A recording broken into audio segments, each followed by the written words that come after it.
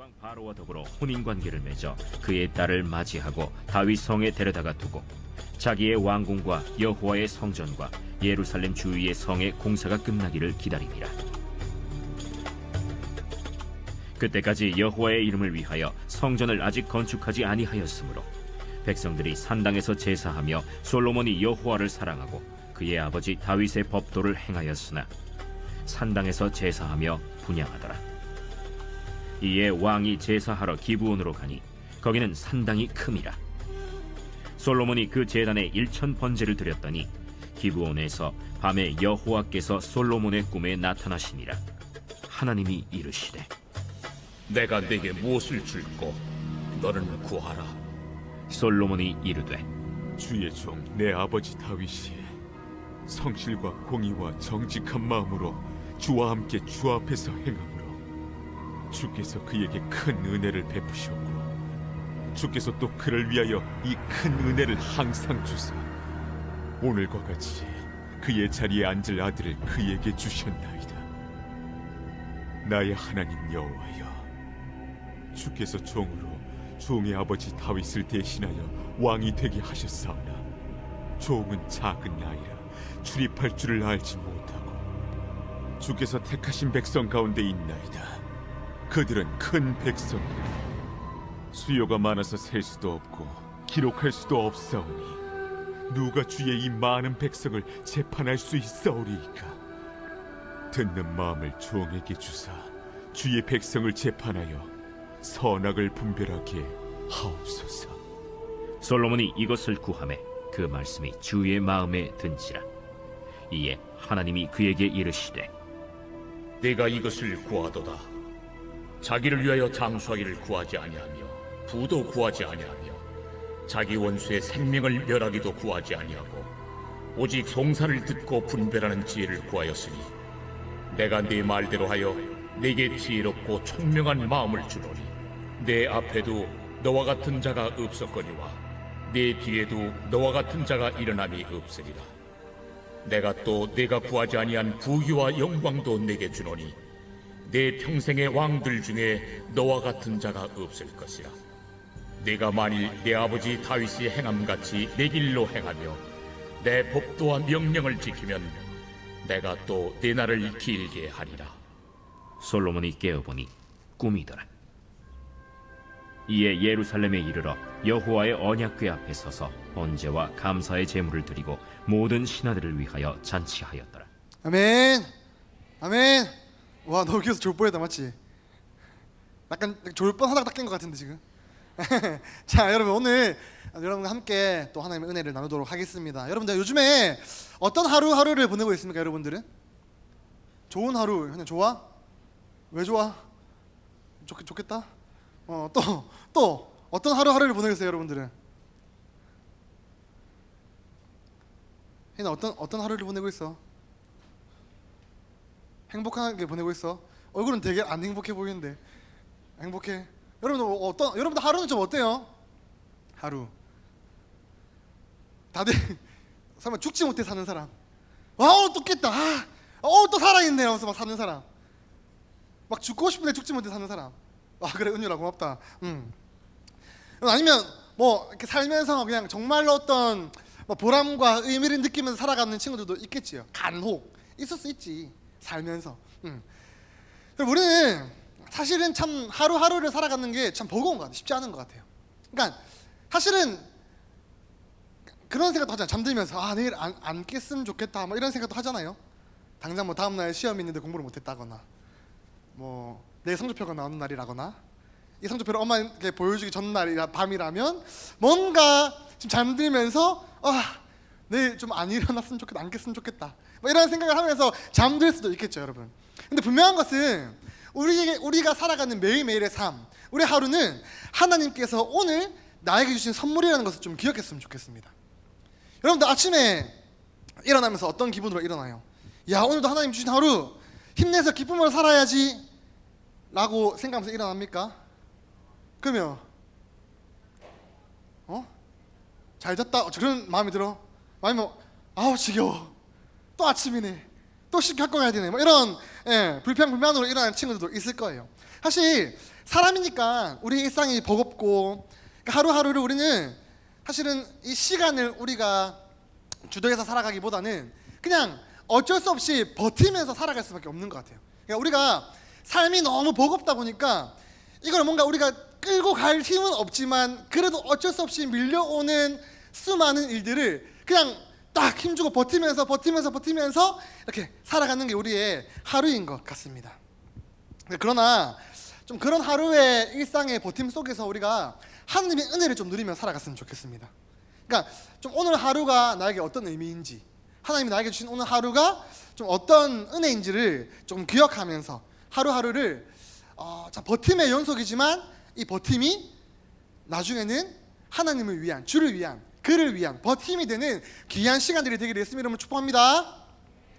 그래서 요즘에 대한민국에 최고의 위로자가 한 명 돼서 최고의 위로자. 와, 이 누군지 아는 사람? 요즘 대한민국 최고의 위로자. 나는 2학년 찬호울, 참이반의 친구. 막 이래요. 엄청 요즘 대한민국 최고의 위로자로. 예, 이 참호울이라는 이 아이가 초등학교 2학년 아이가 막 뜨고 있습니다.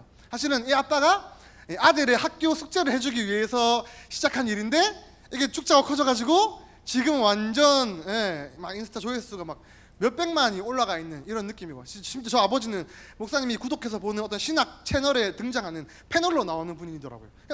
진짜 멋있다 하면서 막 보는데 이 2학년 찬호울이가 요즘 그렇게 말하잖아요. 뭐가 됐든 행복하면 됐지 막 이렇게 얘기하는 거예요. 그러면서 막 20대, 30대, 40대 이모 삼촌들이 막 노을아 그래 뭐가 됐든 행복하면 되는 것 같은데 오늘 행복하지 않아 하면서 막 댓글 막 달고, 또 우리 또래들은 그래 우리가 그렇게 무언가를 막 이렇게 악착같이 집착해서 살 필요가 없어, 우리는 지금 즐기면 돼, 뭐 이렇게 많이 위로받으며 살아가는 것 같은데, 목사님 우연치 않게 이 노래를 듣다가 가사 1절에는 노을이가 부르는 어떤 나를 9살 인생에 대한 인생을 쫙 푸는데, 그 다음 가사는 35살 ADHD 아들을 키우는 아빠의 이야기들을 쭉 이렇게 써놓은 걸 봤어요. 이 해피라는 가사를 보면서 어쩌면 이렇게 우리를 향한, 나를 향한 하나님의 마음이 좀 이렇지 않을까라는 생각이 들어가지고 목사님이 좀 가사를 좀 바꿔봤어. 그러니까 하나님이 지금 오늘을 버티며 살아가고 있는 우리에게 어떤 메시지를 주실까? 목사님 고민하다가 개사를 했지. 자, 음악을 한번 주세요.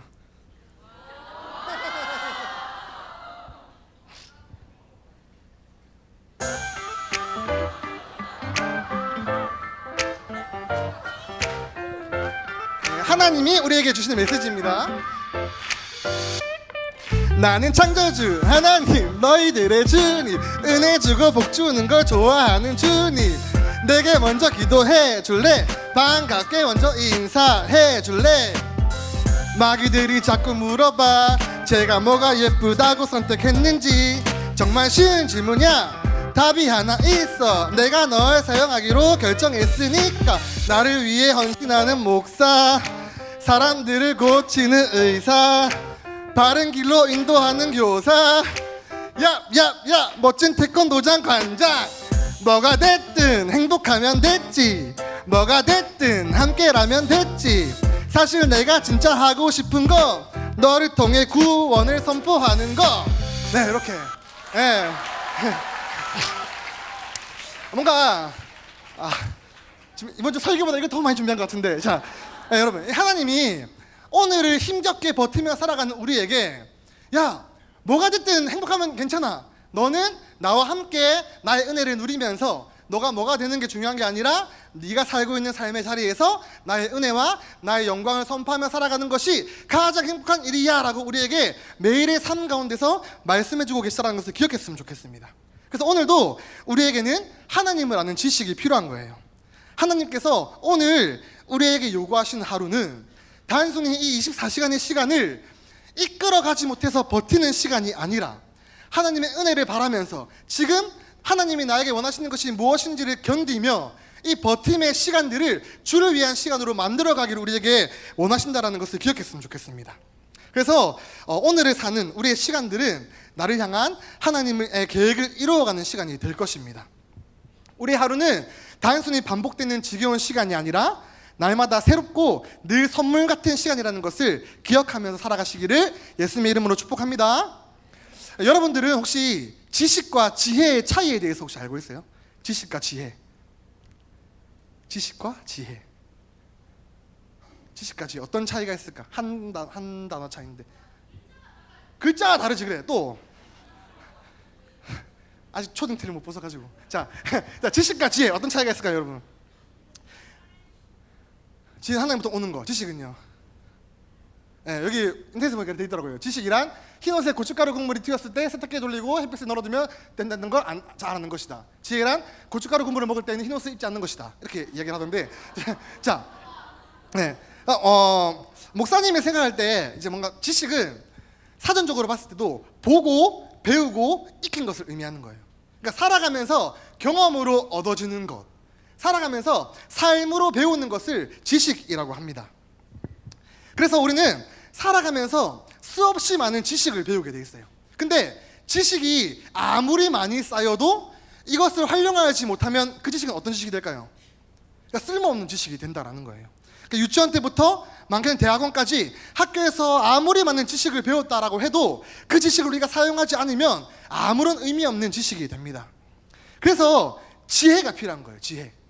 이 지혜는 지식이 온전하게 그 기능대로 사용하기 위해서 필요한 거예요. 지혜가. 지혜를 통해서 지식을 활용해 나간다라는 거죠. 여러분들은 지식이 많은 사람이 되고 싶어요? 아니면 지혜로운 사람이 되고 싶어요? 지식이 많은 사람이 되고 싶어요? 지혜로운 사람이 되고 싶어요?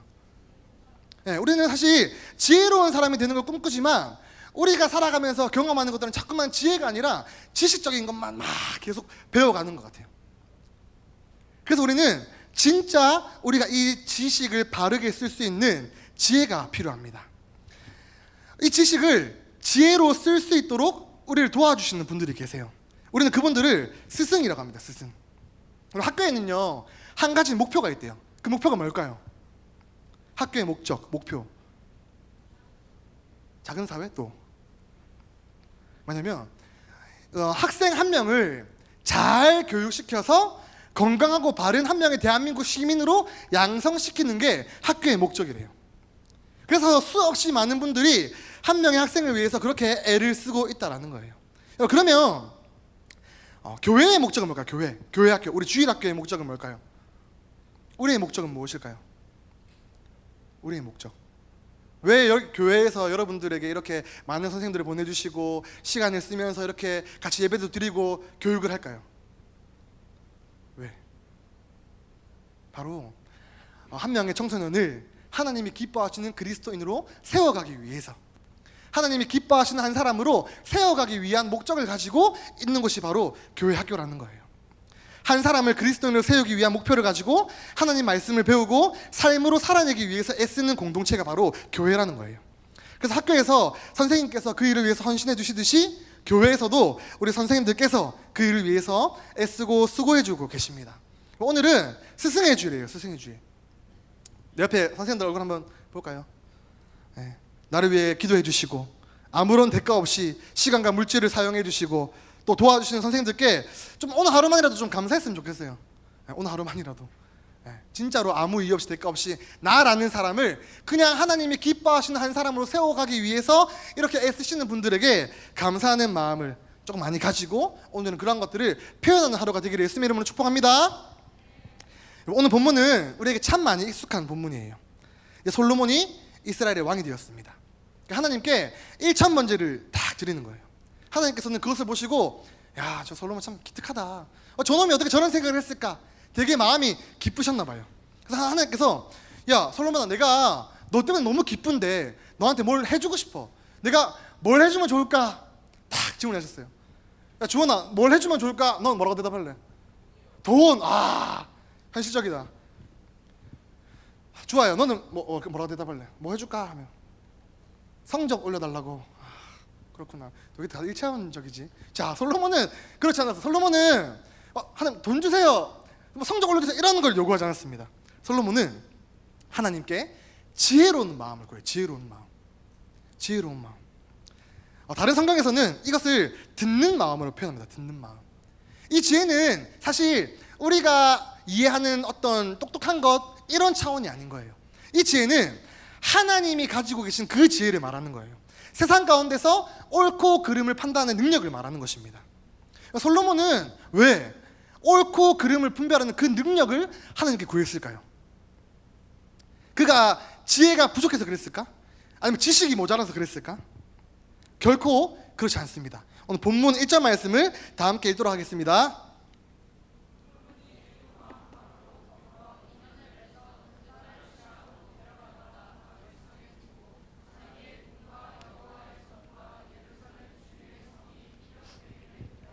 아멘. 여러분, 여기서 인연을 맺다라는 것은 결혼했다라는 것을 의미합니다. 이게 뭐냐면 애굽이라는 나라와 이스라엘이 결혼을 통해서 서로 동맹을 맺었다라는 거예요. 솔로몬은 정치적으로 나름대로 지혜가 굉장히 있었던 사람이라는 것을 우리는 알 수 있습니다. 그러니까 왕으로서 그래도 나라를 다스릴 만한 지혜가 있었던 그러한 사람인데 그가 하나님께 지혜로운 마음을 구했다라는 거예요. 왜 그러냐면 여러분들은 죄와 죄 아닌 것들을 스스로 구별할 수 있어요? 이건 죄고 이건 죄가 아니다라는 것을 스스로 구별할 수 있어요? 우리가 나름대로 구별하는 기준은 분명하죠. 하나님의 말씀.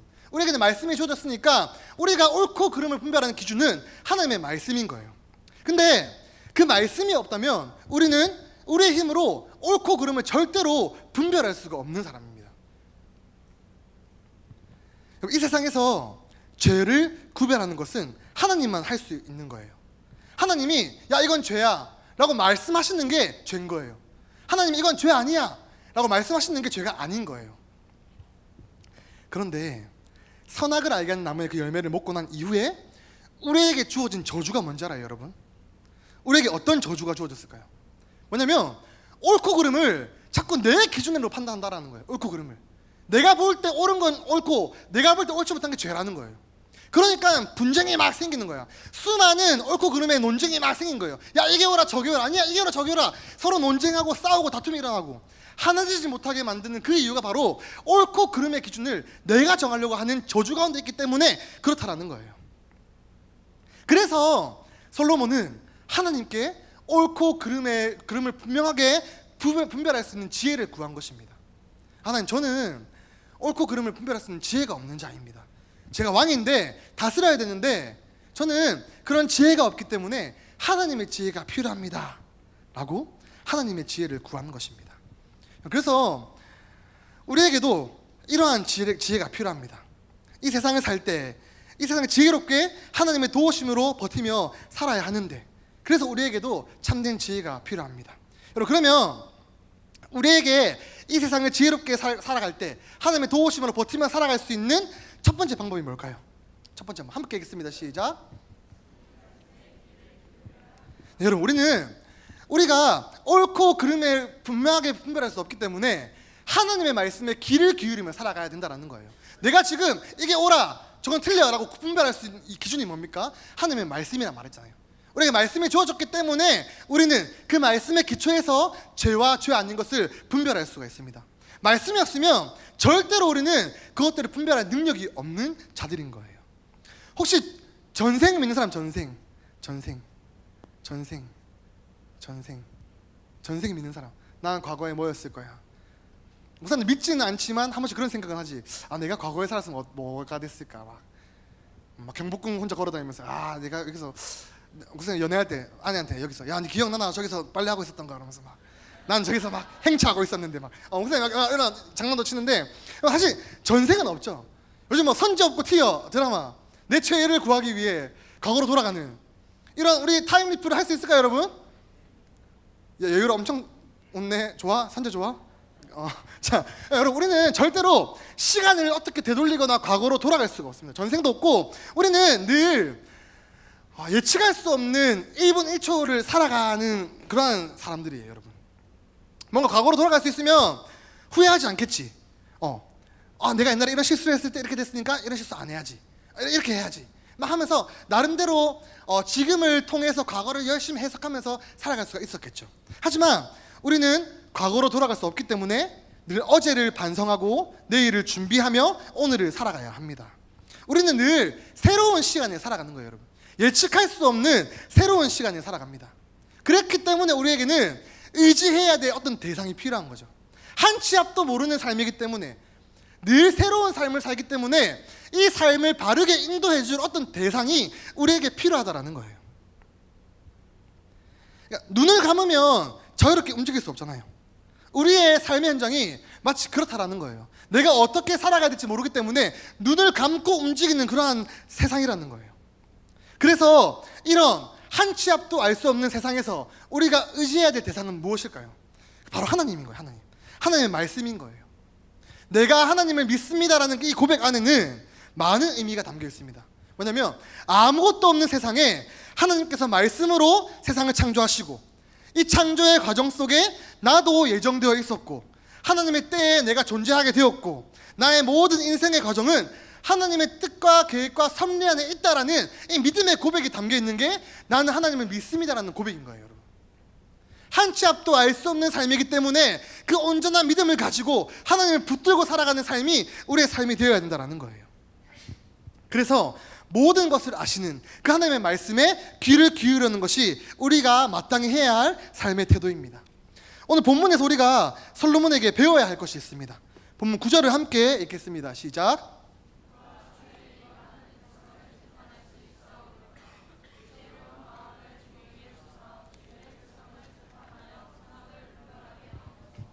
여러분, 솔로몬은 자기가 이스라엘 왕이 됐어요.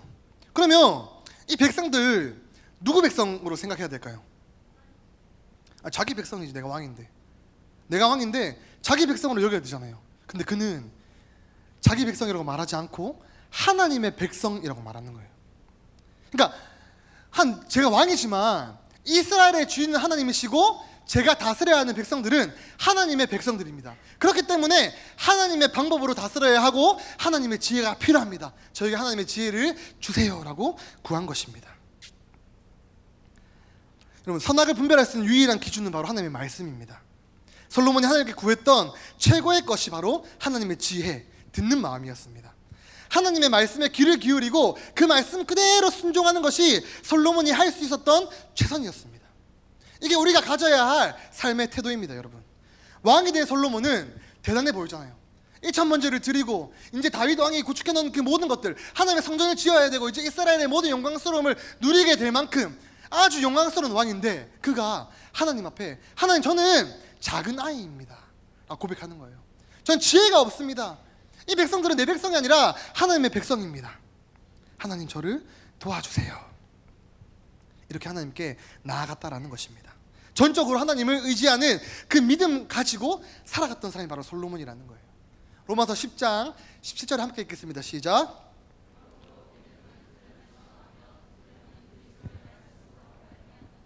여러분, 그래서 우리에게 듣는 게 중요한 거예요. 믿음은 들음에서 나오기 때문이고 그 들음의 컨텐츠는 다른 세상의 소리가 아니라 바로 하나님의 말씀이 되어야 된다는 거예요. 무엇을 듣느냐가 내 믿음을 결정하는 거예요. 이 세상에서는요, 참 다양한 소리들이 막 존재해요. 시대에 따라 여러 가지 유행처럼 여러 가지 이야기들이 막 나옵니다. 내가 어떤 것들을 듣고 그것들을 믿음으로 가지고 살아가는지에 따라서 내 행동 양식이 결정되는 거예요. 정치도 그렇고 교육도 그렇고 여러 가지 세상에서 내가 무엇을 듣느냐에 따라서 내 행동 양식이 결정되는 건 어쩔 수 없는 거예요, 여러분. 왜냐하면 믿음은 들으면서 나기 때문에. 그래서 우리는 깊이 있고 끊임없이 하나님의 말씀을 듣는 훈련을 해야 합니다. 수많은 거짓 속에서 무엇이 진짜인지를 분별할 능력이 필요하기 때문에 하나님의 지혜가 필요합니다. 아버지 다윗이 솔로몬에게 반드시 기억하라고 한 약속의 말씀이 있습니다. 우리 열왕기상 2장 3절을 함께 읽겠습니다. 시작.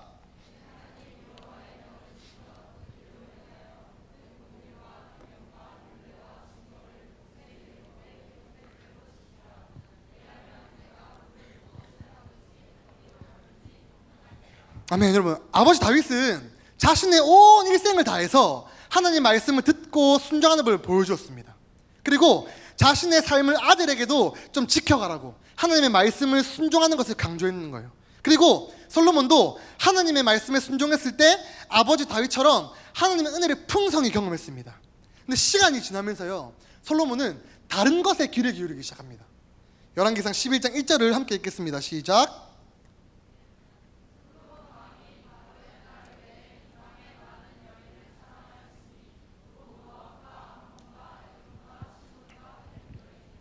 하나님께 지혜를 구할 때 솔로몬이요, 변했어요. 신명기 17장에서는 이스라엘 왕이 해야 할 세 가지 행동이 등장합니다. 하나는 달리는 말을 많이 가지지 않는 것. 다른 하나는 아내를 많이 두지 않는 것. 나머지 하나는 하나님의 율법을 평생 옆에 지켜두고 살아가는 것. 근데 솔로몬이 하나님의 지혜를 떠나서 이방 여인들을 많이 만났고, 그 때문에 하나님의 나라 이스라엘에 이방 신들이 들어오는 계기가 되었습니다. 나중에 열왕기상 12장 4절을 보면 솔로몬이 나이가 늙었을 때 왕비들이 마음을 돌이켜서 다른 신들을 쫓게 했고, 솔로몬은 우상 숭배를 했다라고 이야기가 나옵니다. 그 부친 아버지 다윗의 마음과 같이 아니하여 하나님 여호와 앞에 온전치 못하였다라고 말하고 있는 거예요. 신기하게 바로 그 앞장 10장에서는요, 솔로몬이 하나님의 성전을 아름답게 짓고 하나님께 큰 축복을 받았는데, 한 장 넘어가자마자 그가 다른 것들을 들었고 그 순간 하나님을 떠난 삶을 살게 되었다라는 거예요. 여러분, 듣는 것이 내 믿음을 결정한다라는 거예요. 그러니까 한 번 다른 걸 듣게 되니까 옳고 그름을 분별할 수 있는 능력을 다시 잃어버린 원래의 상태로 돌아갔다라는 거예요. 자기 눈에 보기에 좋은 것대로 살아갔다라는 거예요. 다른 걸 듣는 것이 그렇게 위험한 겁니다, 여러분. 그래서 우리는 좀 끝까지 버티면서 살아가야 됩니다. 말씀을 지키는 그 삶을 위해서, 말씀 안에 거하기 위해서 끝까지 내 삶을 버텨내야만 한다라는 거예요. 그리고 내 삶의 자리에서 버티는 우리의 그 버팀은 이후에 주를 위한 거룩한 버팀이 되어서 나를 통해 아름다운 일을 행하실 그 하나님의 큰 일에 분명하게 사용될 것입니다, 여러분. 우리의 버팀이, 바른 것들을 듣고 버티는 그 버팀이 나중에 주를 위한 버팀이 될 것임을 믿고 살아갔으면 좋겠습니다. 그리고 하나님 말씀을 듣고 따라 살아갈 때 우리 안에 진짜 행복과 평안이 찾아온다는 사실을 기억했으면 좋겠습니다. 그래서 좀 주를 위한 거룩한 몸부림을 좀 쳤으면 좋겠어요. 여러 가지 들리는 것들 중에 무엇을 들어야 할지를 바로 분별하자고요, 여러분. 그래서 끝까지 주의 말씀 자리를 사모하고 하나님의 말씀 듣는 일에 힘을 내고, 세상 가운데 들리는 여러 가지 이야기들 중에서 과연 지금 하나님이 나에게 원하시는 것이 무엇인지를 바로 들을 수 있는 하나님의 지혜가 우리 안에 충만하기를 예수님 이름으로 축복합니다. 자, 그러면 두 번째 함께 읽겠습니다. 시작. 사랑하는 여러분, 우리는 잠깐만 정신을 놓쳐도 솔로몬처럼 하나님의 지혜를 떠나게 됩니다. 그가 몰락했던 이유는 하나님의 소리를 듣는 것에서 떠난 거예요. 그리고 세상의 소리에 귀를 기울였던 거예요. 자기 왕비들, 여러 부인들의 이야기를 듣다 보니까 마음을 다시 돌이켜서 하나님을 버리고 우상 숭배를 선택하는 그 선택을 했다라는 거예요, 여러분. 그러니까 처음에는 분명히 그가 세상의 어떤 정치적인 지혜를 떠났습니다. 애굽왕과 정략 결혼까지 하면서 정치적인 지혜를 가지고 있었지만, 하나님, 이게 아니라 나에게는 하나님의 지혜가 필요합니다라고 말하면서 그 지혜를 구했던 그가 다른 소리를 듣자마자 다시 세상의 정치적 지혜를 의지하게 되는 모습을 보여준다는 거예요, 여러분. 앞서 말했듯이 우리에게는 하나님의 지혜, 곧 말씀에 귀를 기울이는 그 지혜가 필요합니다. 그럼 늘 이 말씀을 가까이 해야 되는 거예요. 말씀과 친하게 지내야 된다는 거예요. 문제는 우리의 힘으로 말씀을 도통 이해할 수가 없다는 게 문제죠. 여러분들 큐티하고 말씀 보죠? 성경 읽어요? 잘 이해가 돼요? 잘 모르잖아, 맞지? 우리 사도행전 8장 30절 31절을 세 번역 성경으로 함께 읽도록 하겠습니다. 시작.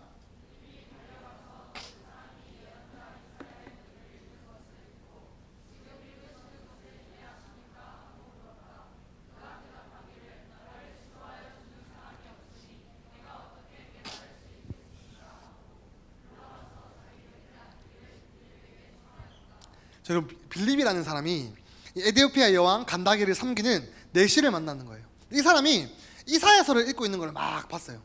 빌립이 찾아가가지고 지금 이 책을 읽고 있는데 이 책이 이해가 됩니까? 이렇게 물어본 거예요. 근데 그 사람이 알려주는 사람이 없으니까 이해하지를 못합니다, 이렇게 이야기를 한 거예요. 그리고 빌립이 이제 그 사람에게 하나님의 말씀을 잘 풀어서 설명해 줬고, 예수 그리스도의 그 참된 복음을 알려주자 그가 세례를 받는 일이 일어나는 거예요. 그러니까 스스로 성경을 볼 수 없는 그에게 빌립이라는 선생님이 생겼고, 그가 하나님의 말씀을 풀어 설명해 주니까 이 내시가 말씀을 바로 믿고 복음을 깨닫고 저에게도 세례를 베풀어 주십시오, 바른 걸 들으니까 바른 믿음이 생긴 거예요, 여러분. 그리고 그러한 깨달음 때문에 그는 하나님의 사람이 되었습니다. 여러분, 사실 하나님께서는 우리에게 완전한 말씀, 성경 66권으로 이미 완전하게 하나님의 말씀을 다 이루어 주셨습니다. 우리가 살아가면서 하나님에 대해 배울 수 있는 유일한 방법은 바로 하나님의 말씀입니다. 근데 이 성경이 너무 어려워. 읽는 대로 막 이해되지 않아. 막 읽자마자 와, 내가 잘못 살았구나. 와, 예수 그리스도가 진짜 이런 일을 하셨구나. 하나님 진짜 대단하시구나 하면서 막 회개가 터져 나오고 한숨이 나고 눈물이 나오고 막 회복이 일어나는 경험들이 있어요, 여러분? 없어. 성경 보면 뭐해? 하품 나오잖아. 잠 오고 이해 안 되고 맨날 보다 다시 돌아가고 무슨 말이지 막 다시 돌아가고 막 어렵잖아요, 여러분. 그래서 우리에게 선생님이 필요한 거예요. 선생님이. 하나님께서는 우리에게 진짜 가장 좋은 선생님을 보내주셨습니다. 그분은 바로 성령 하나님이세요. 성령 하나님. 성령 하나님께서 우리의 선생님이 되셔서 우리 마음속에 우리와 함께 계시면서 말씀을 읽고 기도하면서 말씀 읽을 때 그 말씀이 이해될 수 있도록 우리를 알려주시는 거예요. 늘 우리 속에서. 아, 이 본문이 이런 의미구나. 아, 하나님 나에게 이렇게 일해 주셨구나. 이렇게 우리 마음속에서 성령님이 우리의 선생님이 되셔서 하나님의 말씀을 바로 이해하고 믿을 수 있도록 날마다 도와주시는 거예요, 여러분. 또한 우리에게 하나님은 또 다른 선생님들을 보내주셨습니다. 그분들은 누굴까요, 여러분? 그분은 누굴까요? 누굴까요? 그러니까 나를 위해서 대가 없이 시간과 물질을 쓰시면서 기도해 주시고 매주일마다 나에게 말씀을 전해주시는 우리 선생님들이 계신 거예요, 여러분. 그러니까 우리에게 성령 하나님이 어떤 분이신지, 하나님이 어떤 분이신지를 알려주시기 위해서 하나님 역할을 하라고 우리에게 붙여주신 분이 바로 내 옆에 있는 선생님이라는 사실 우리가 잘 기억했으면 좋겠습니다. 선생님들은 여러분 왜 교사로 섬길까요? 왜 여러분들을 그렇게 아무 이유 없이 섬길까요? 그러니까 내가 받은 하나님의 사랑이 너무 크고 선생님들도 이름 없이 빛도 없이 섬긴 누군가의 사랑과 헌신으로 하나님을 만났고 경험했기 때문에 그 사랑을 여러분들에게 전해주기 위해서 열심히 수고하고 헌신하고 섬기신다는 것을 여러분 기억했으면 좋겠습니다. 마치 하나님께서 아무 대가 없이 우리 가운데 찾아와 주셔서 우리를 사랑해 주셨듯이 우리 선생님들은 하나님이 나에게 붙여주신 이 아이들을 하나님이 붙여주셨음을 믿고 가슴에 품고 기도하며 매주 헌신하면서 여러분들을 위해서 섬겨주고 계신다는 거예요, 여러분. 하나님의 말씀을 내가 바로 이해하고 한 명의 거룩한 그리스도인으로 성장해 가기 위해서 그 목적을 가지고 나를 위해 헌신하고 계신다는 것을 좀 기억했으면 좋겠습니다. 여러분, 학교 선생님은 그래도 직업이잖아요, 직업. 그래서 월급도 받으시고 시간에 쓰는 거에 대한 보상도 많이 받으시잖아요, 여러분. 근데 우리 선생님들은 자기 돈 써가면서 자기 시간 써가면서 말 안 듣는 너희들 매주일 기도하시면서 매주일마다 목사님들과 전화하면서 목사님 예 한번 전화해서 아마 챙겨주세요. 우리 애가 요즘에 이런 일인데 좀 찾아봐 주세요. 늘 목사님들한테 전화해 주셔서 알려주시고 여러분들의 상태를 체크하고 새벽마다 기도하시고 뭐 하루 동안 또 시간 줘서 기도하시면서 늘 챙겨주신대요, 여러분. 그 은혜에 좀 감사하는 마음을 좀 가졌으면 좋겠어요. 목사님도 살면서 딱히 기억나는 선생님이 없어, 학교에서는. 사실 진짜 좀 그래. 근데 딱 한 명 기억나는 선생님 있어요. 딱 한 명 기억나는 선생님. 우리 주일학교 중등부 3학년 때 선생님인데 목사님 그때 이제 막 럭비를 막 하면서 나름대로 막 자신도 있고 막 엄청 씩씩할 때인데 그 선생님 이름이 심대영 선생님이거든. 근데 지금 생각해보면 그분이 엄청 크시고 힘이 되게 세셨어. 내가 막 까보는데 처음으로 내가 벽을 느꼈어, 벽. 그러니까 나를 뒷목을 빡 쳤는데 그때 나도 좀 자신 있으니까는 아 놓으세요 했는데 이게 안 나아지는 거야. 아 놓으세요. 그래서 막 나를 데리고 가가지고 그 교회 뒷마당에 있는 옛날 화장실에다가 던지고 그 화장실 문을 빡 때리면서 말 안 들으면 네 이래 된다 하고 딱 가신 거야. 와, 처음으로 누군가에게 벽을 느끼고 두려움을 막 느꼈는데 그때는 아무도 목사님한테 누군가 너는 진짜 잘못하고 있다, 넌 나쁜 놈이다라고 말해주는 사람이 없었거든. 근데 그분이 뭐 기억은 안 나. 왜 나를 그렇게 끌고 가서 화장실 문을 치고 구멍을 냈는지 잘 모르겠다만 내 모습을 보고 좀 짜증이 나고 화도 나셨겠지. 근데 뭔가 그게 지금은 되게 엄청 고맙게 느껴지는 거예요, 여러분. 고맙게. 학교 선생님들도 나를 다 포기하고 그냥 우리 엄마 아빠도 그렇게 큰 말을 하지 않는데 왠지 그날 교회를 가고 싶고 교회를 갔는데 그 선생님을 만났고 뒷목을 잡혔고 화장실 끌려갔고 구멍 뚫린 벽을 받고 아, 세상에 무서운 사람도 있구나 라는 것도 배우고 뭐 그런 하나의 에피소드가 있는데 나중에 알고 보니까 그 선생님이 이제 이제 우리 누나를 되게 좋아하던 선생님이었고 우리 누나 통해 내 얘기를 듣고 나를 위해 기도해 주셨던 분이셨더라고. 그분 이름이 심대영 선생님인데 목사님 지금 대형교회 와가지고 어째 같이 대형 막 이렇게 막 생각했는데 어쨌든 한분 기억나는 선생님이 있어요, 여러분. 그러니까 우리 선생님들이 여러분들에게 좀 그런 존재가 되면 좋겠어요. 하나님의 사랑을 좀 알려주고 나를 위해 누군가가 희생하고 헌신하고 있다는 것을 좀 알려주는 그러한 선생님들이 좀 되면 좋겠습니다. 박연준 작가님이 쓴 쓰는 기분이라는 책에 있는 배꼽이라는 시가 하나 있거든요. 목사님이 한번 읽어줄게요. 배꼽. 우리가 타인의 가지, 몸체에서 떨어져 나온 열매라는 증거. 사과에게도 배에게도 인간에게도 배꼽이 있다. 어떤 아이는 이곳에서 아이가 태어나는 줄로 믿는다. 신비하고 어둑한 세상에서 가장 작은 동굴. 여러분, 과일을 따면요 뭐가 생겨요? 꼭지가 생기지, 꼭지. 이게 뭐냐면 이 과일이 원래 나무에 붙어 있었다는 것을 보여주는 표시인 거예요, 표시. 이 열매가 어떻게 자랐는가, 나무에 달려서 나무의 영양분을 공급받아 생긴 열매라는 것을 증명해 주는 게 바로 꼭지인 거예요, 여러분. 여러분, 배꼽 있어요, 배꼽? 배꼽 없는 사람? 배꼽 없는 사람 없지? 배꼽은 어떤 의미입니까, 여러분? 배꼽은 무슨 의미입니까? 내가 엄마 뱃속에서 9달 1달 동안 있다가 태어났다라는 증거예요, 증거. 그러니까 우선 하고 싶은 말은요, 우리는 늘 누군가를 희생시켜야만 살아갈 수 있는 존재라는 거예요, 여러분. 나라는 사람은 어쩔 수 없이 누군가를 계속 희생시켜야만 살 수 있는 존재라는 거예요. 그러니까 나 같은 죄인을 살리신 그 예수 그리스도의 희생 때문에 내가 구원을 받았고, 나 같은 자녀를 키우시는 부모님들의 희생 때문에 내가 살고 있고, 나 같은 사람을 위해서 기도해주고 계시는 선생님들이 있기 때문에 내가 살아갈 수가 있다는 거예요.